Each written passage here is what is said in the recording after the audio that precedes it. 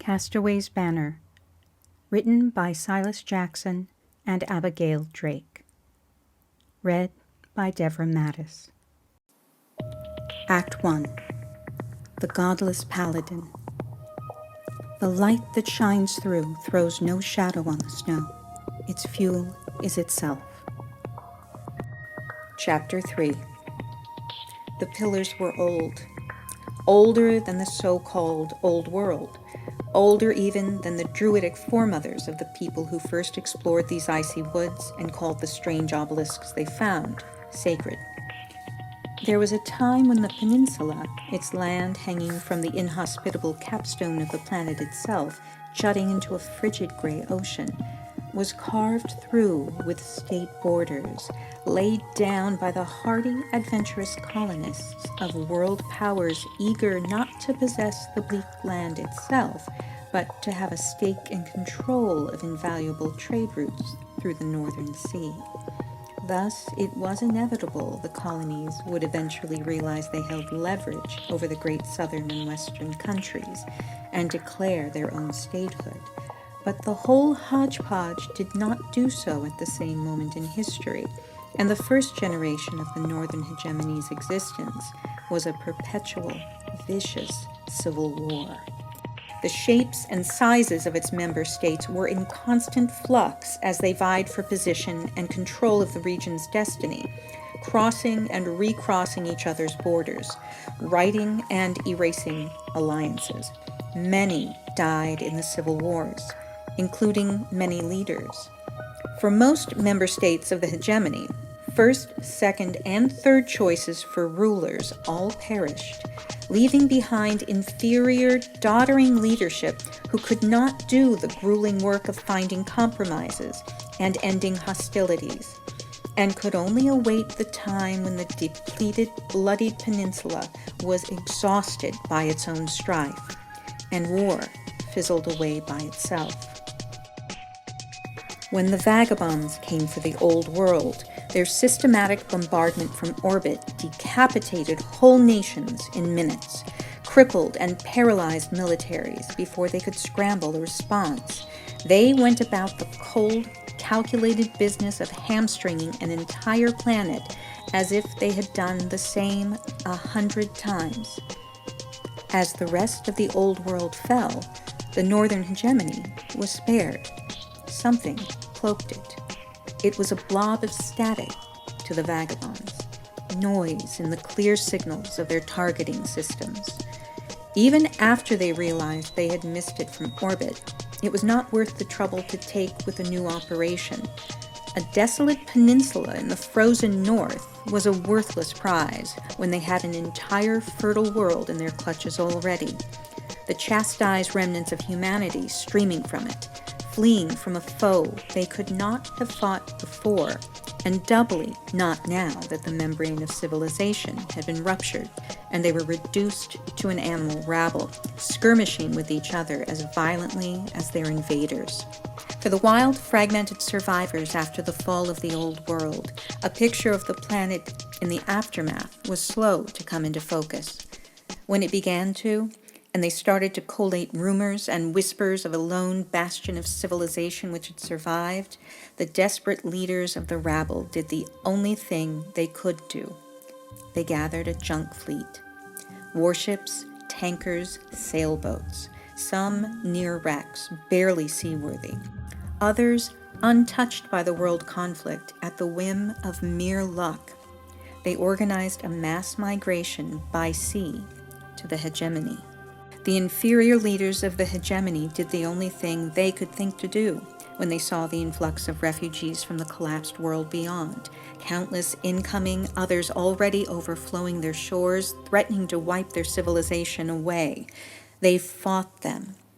The war against the refugees was short, for the hegemony, still weakened and recovering from its own long conflicts, being overwhelmed and overrun, was a foregone conclusion.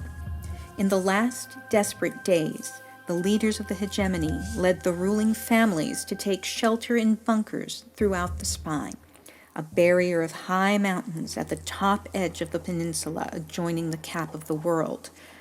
Their Praetorian Guard had other intentions.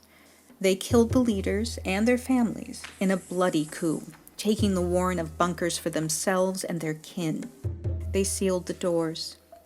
Outside, the victorious survivors spilled over the land they'd stolen, sacking, looting, slaughtering the many common people unlucky enough not to have a spot in the bunkers, blotting out what civilization existed with no coherent plans to build anything of their own. Nothing was sacred. Tombs were broken into in search of treasures buried with the dead. Libraries went up in flames. If manuscripts were spared, it was not to painstakingly translate them. They were bedding for horses. It took generations for the circle to fully revolve and the world to change again. When it did, when an inexorable new force moved against the settled order of things, just as it always does, it, this time, took the form of the bunker doors and the spine cracking open.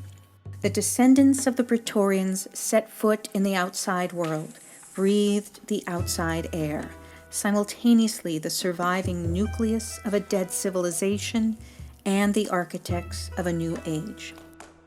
From their roost in the mountains, they looked down on the benighted rabble, a new dark age upon them. They knew they had become the new Praetorians and began to scheme. The pillars stood, as they always had, unscratched, unknowable, shrouded in mist and superstition. So familiar, they were virtually unseen. Mimi and Caven scrambled the few steps remaining to overtake the slope. They swept onto the rim of the ravine. After straining their ears for the tromp of boots or the whirring of a buggy's motor, and hearing nothing, they crossed into the woodland perpendicular to the ravine below, moving quickly and quietly, not relaxing until they believed they were outside the range they could reasonably expect to encounter patrolling enemies. Slacking their pace, they trudged through ankle-deep snow, Caven's gaze hard and alert, Mimi's gaze soft and wondering, taking in the woods and stars beyond bare branches overhead. The low, breathy hoot of an owl stirred the frigid darkness like a beat of delicate wings. "The woods are very peaceful," Mimi said. Caven stared at her, framed by dark, looming trees, immersed in black and foreboding woodland with enemies all around her, about to sneak into the heart of them in a desperate gambit which would signal the start of a likely losing battle. He tilted his masked head. Mimi turned and continued through the snow. As they walked in silence, Caven watched with keen night vision. He saw prowling predatory animals, first a lynx, then a wolf. There had been no question as he saw each one. The animal saw them in return. But the lynx changed course and padded away over the snow. The wolf watched curiously and made no move to follow as Mimi and Caven passed. Ever attentive, Caven saw each animal notice Mimi, then turn away. It could have been in his mind only, or it could have been what it appeared to be. They averted their eyes in deference. Fables flitted into Caven's memory, snatches of stories he only half recalled. Things he had never before entertained might have existed in reality. Wildkin. Figures mythologized by the druids who walked these lands before the current inhabitants, and before the old world. Pulling Caven from his thoughts, Mimi broke the silence with a small sigh as they pushed into a clearing in the trees. "We must be over a mile from the ravine now," she said. Caven grunted. "Probably. Far enough to start our loop from here to reach the rear of the enemy camp unseen. Are you ready?" "Can we rest first?" Mimi asked, glancing at Caven. The subtext was clear. What lies ahead of us is no mere walk. Caven nodded. "We can," briefly. The starry night sky unfurled above the break in the branches as Caven and Mimi settled onto a boulder and a fallen tree, respectively. Staring blankly ahead from his stone seat, Caven considered what they were about to do.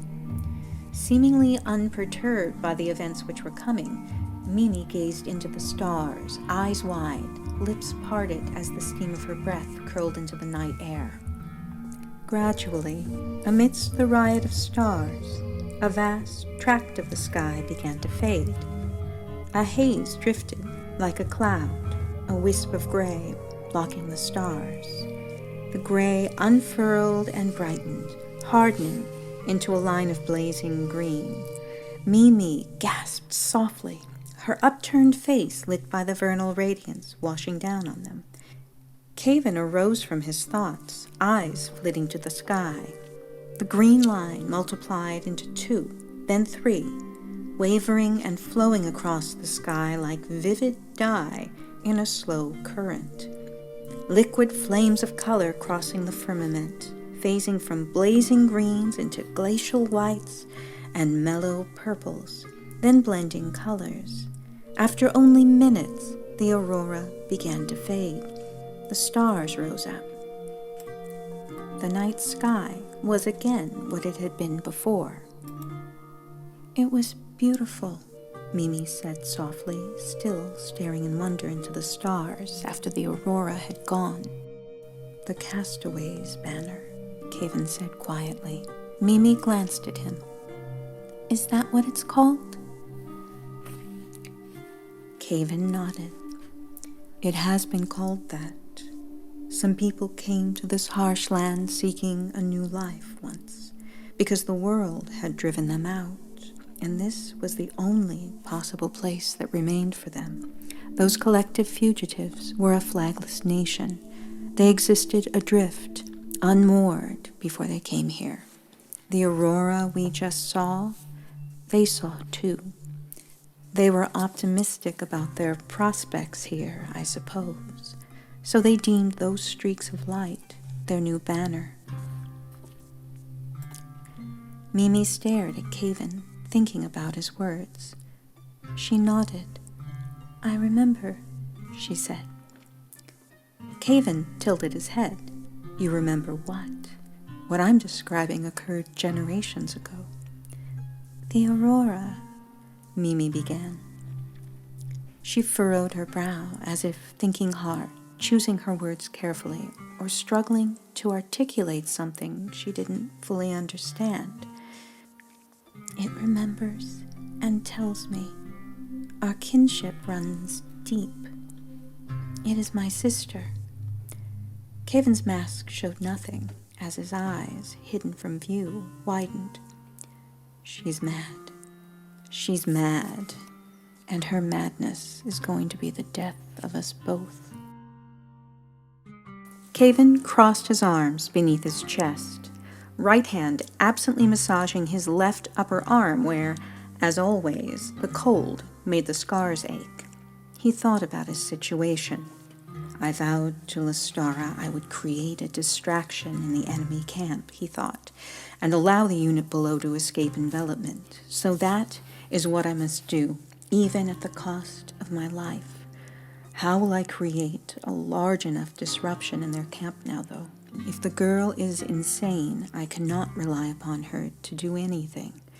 It was foolish and rash to believe she was equal to this task when we know nothing about her, or if she was even really behind what we saw the pillar do. I must improvise. Perhaps if—" "There's something wrong," Mimi said, interrupting Caven's anxious thoughts. She gestured at his sleeve. "Beneath." "It's an old scar," Caven grunted, uncrossing his arms. "I was burned alive. I didn't die. But something of the pain always remains." He shrugged his fur-cloaked shoulders. Mimi fixed her eyes on Caven's left arm and chest. She got to her feet, crossed the small clearing with 2 steps, and laid her palms on Caven. He tensed at the touch as she closed her eyes and stood stock still with her hands on his sleeve. A haze drifted through Caven's mind, a wisp of gray, obscuring and quieting his thoughts. The gray unfurled and brightened, hardening into a line of blazing green. In a flash it dissipated, 1,000 sparks and embers drifting through darkness, fading into the night.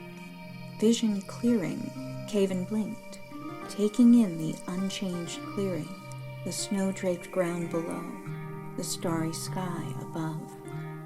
Mimi stepped back, brow furrowed again as she struggled to articulate something she didn't understand, an expression of hers which was quickly becoming recognizable. "There," she said, "something wasn't moving. Something was tangled. But it is moving now. The aurora is in you." Caven opened his mouth but did not speak. Tentatively, he flexed his arm. The dull ache, one which had been with him so long that he had long since ceased to feel it, was suddenly recognizable by its absence. He processed dopily that there was now a void where the pain had been. His arm flexed and moved like it always did. He felt the stiffness and blisters of the scarred skin, but it didn't hurt. "What did you do?" Mimi shrugged. Caven stared. After a long moment of silence, he cleared his throat. "I saw you forge a bond with Lestara," he said. "From nothing, from nowhere, but I know it endures. It is real and lasting, and happened without you speaking a word." Mimi nodded. "Sometimes silence is the best answer. You know that." Caven hesitated. "And now this." Mimi furrowed her brow thoughtfully. "What are you?" Caven asked, voice slightly muffled by his respirator. Mimi stared steadily back. "I am a warrior and a protector," the slight, waifish, unarmed girl said without a shred of irony. Caven got to his feet, making experimental motions with his arm, expecting the familiar pain to reassert itself, and was mystified that it did not. Something wasn't moving, he thought to himself, confused. Perhaps we can get my trapped unit moving as well. He glanced at Mimi and gestured for her to follow him. "Let's go, Aurora." Mimi smiled.